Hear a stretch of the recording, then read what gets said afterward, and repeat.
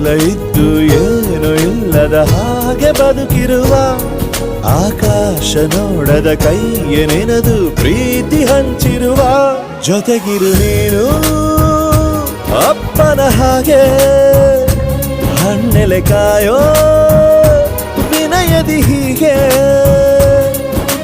ನಿನ್ನನು ಪಡೆದ ನಾವು ಪುನೀತ ಬಾಳು ನಗು ನಗುತ್ತಾ ಬೊಂಬೆ ಹೇಳುತ್ತೈತೆ ಮತ್ತೆ ಹೇಳುತ್ತೈತೆ ನೀನೇ ರಾಜಕುಮಾರ.